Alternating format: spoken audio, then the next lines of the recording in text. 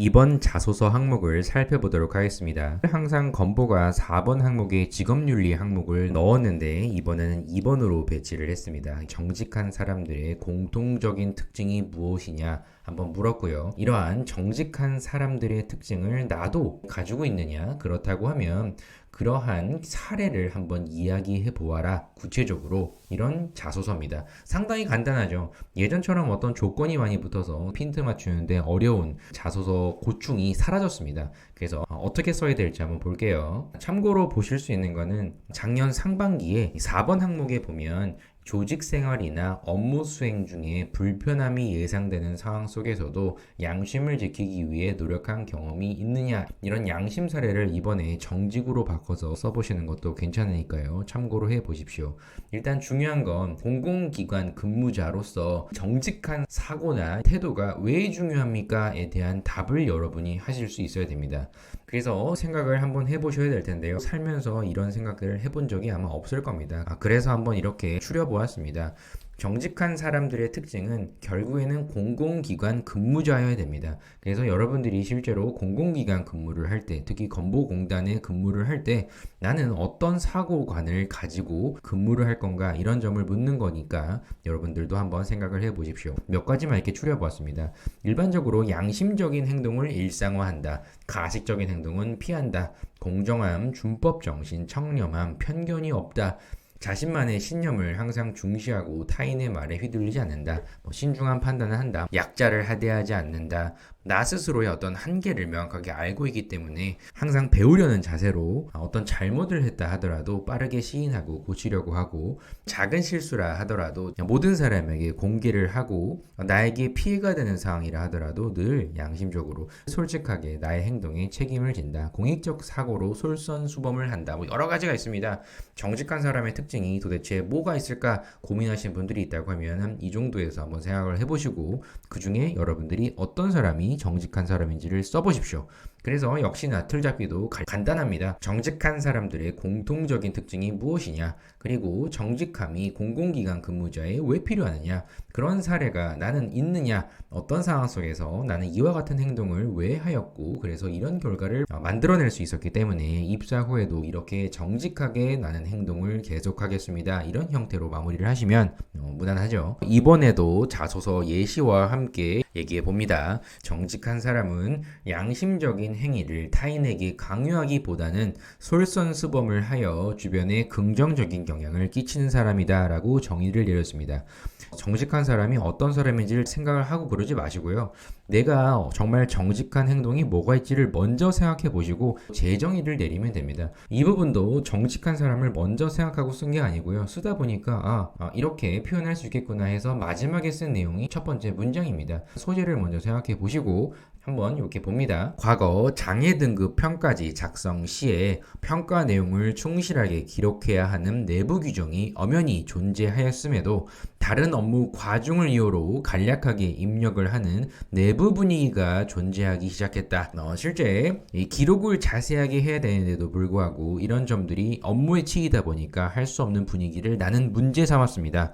내가 생각하는 양심적 행위가 아니다, 이거죠. 그래서 이어가 봅니다. 하지만 이는 외부 기관의 감사 시에 설명 근거 불충분으로 조직에 부정적인 영향을 끼칠 수가 있는 잠재적인 이슈가 발생할 수가 있다. 조직을 걱정했습니다. 길게 내다봤을 때 개인적으로는 당장의 편의가 있겠지만 조직에 이런 안 좋은 영향이 끼칠 거기 때문에 나는 이렇게 사고를 가지고 행동을 했다, 이런 점을 지금 이야기하고 있는 중입니다. 무엇보다 환자, 개개인의 평가 내용을 충실하게 작성하는 것은 이분들이 어떤 나의 장애 등급을 평가를 해주십시오 라고 올렸기 때문에 물론 거짓이나 아니면 기준 미달 사례도 많이 실제로 있긴 하겠지만 일단 여기서는 나의 사고를 보여줘야 되기 때문에 공익적인 나의 가치관, 1번에 강조하셨던 소재들이 있죠. 무엇보다 환자 개인의 평가 내용을 충실하게 작성하는 것은 그들의 열악한 환경에서 생활권을 보장받을 수 있는 유일한 희망이었기에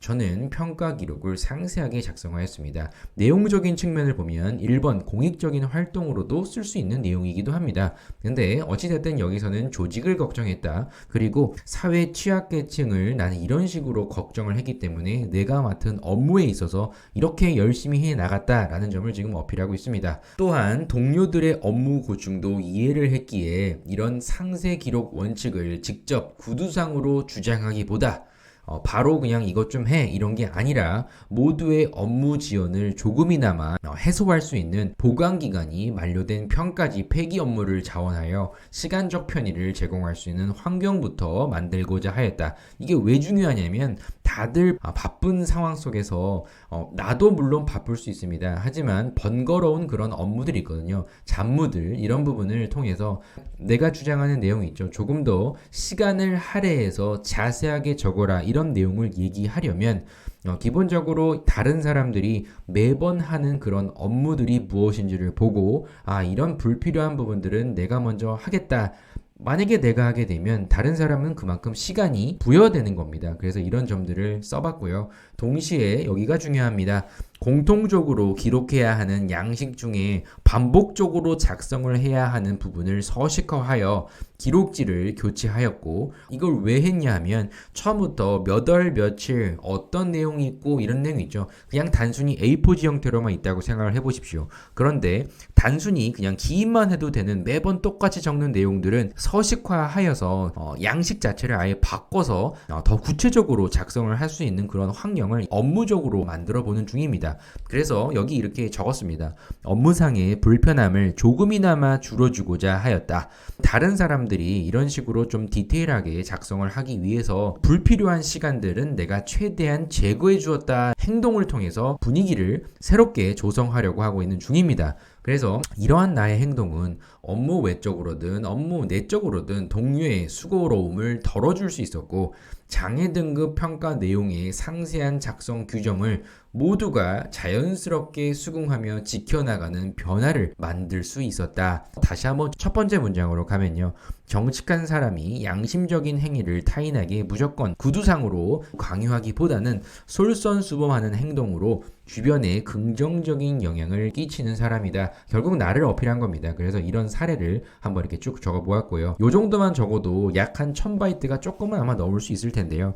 만약에 내가 이런 내용을 적었는데 1000바이트를 작성을 해야 되는데 좀 글자 수가 남는다라고 생각하시면 포부를 쓰셔도 됩니다. 공단에 입사 후에도 이처럼 개인의 불편함보단 조직의 규정을 준수하는 내부 분위기 조정에 늘 힘쓰겠다. 이런 부분으로 마무리하면 충분히 글자 수 채우는 건 문제가 없습니다. 건보는 오히려 글자 수가 많은 상태에서 줄이는 게 상당히 어려운 곳이기 때문에 최대한 1000바이트 이내에 담아보십시오. 그래서 이번 사례를 한번 이렇게 보았고요.